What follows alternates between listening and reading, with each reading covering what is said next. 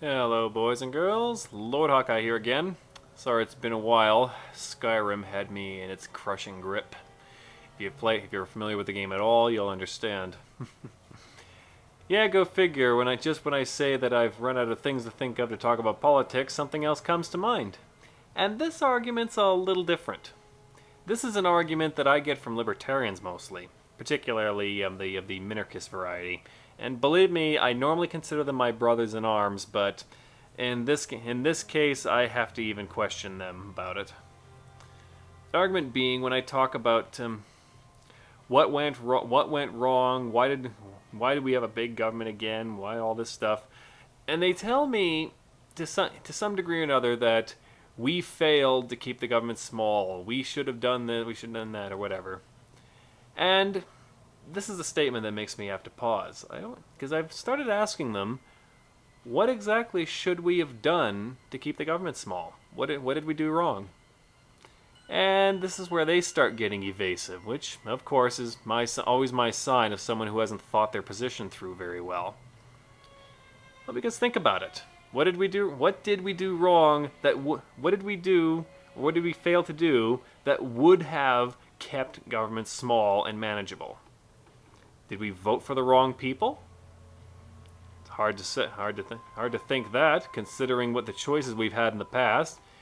Like, yeah, the Republicans wanted bigger government, the Democrats wanted bigger government. Same thing in Canada. The right wants more government, the left wants more government. I can't think of a single... There's some elections going on in my area right now. I can't find a single one of them who wants smaller government. Who I am in any way convinced wants smaller government. There's no such candidate. They don't exist. So obviously that wasn't wrong. Because there was no choice to have smaller government. It wasn't there. Was it we didn't protest when they put in unfair laws and bills and things like that?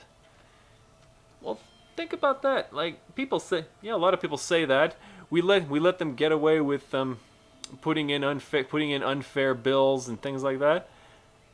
I always wonder, have any of these people ever actually tried to do this themselves? I mean, have you ever read the average bill? No layman can possibly make any sense of the gibberish written in that thing. It's a complete mess. It's almost like it might as well be written in another language.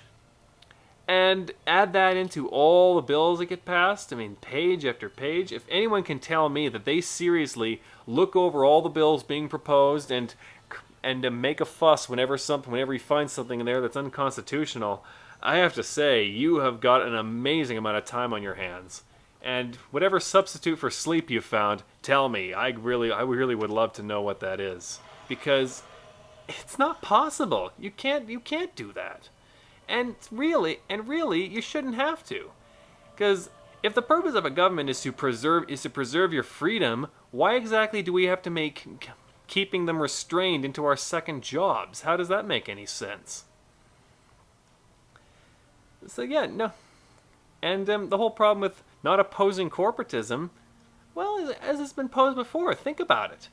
If a government put in a bill that took $1 from every American and gave it to some special interest group, as a citizen, would you ever consider it worth your while to try and oppose it?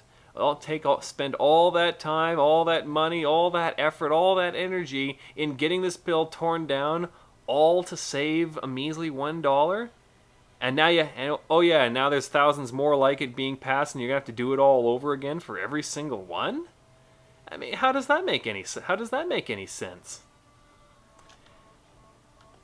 But they say, get Ron Paul in or someone else like that. That'll help fix things. Well, I mean, people have wanted government out of their lives for a long time, pretty much always. And look at the track record. Just look at the track record. Out of all the presidents you've ever had, how many of them can you think of who made anything resembling a serious effort to restrain the size of government? The only one I can really say was, the only one I can really think of offhand was Grover Cleveland. And how much success did he have? He had to fight a massive uphill battle the entire way. I mean, Congress wanted to make government bigger at every turn, and he actually did oppose them on pretty much all their attempts, and yeah, bully to him for that, but how much was actually accomplished in the end by that? Did he restrain the government, really? No. It's far bigger now than it was then. So, really, yeah, because that's the problem. Even if you did, by some candy-coated miracle, get a president in who was totally serious about restraining the government at all costs, how much would you get?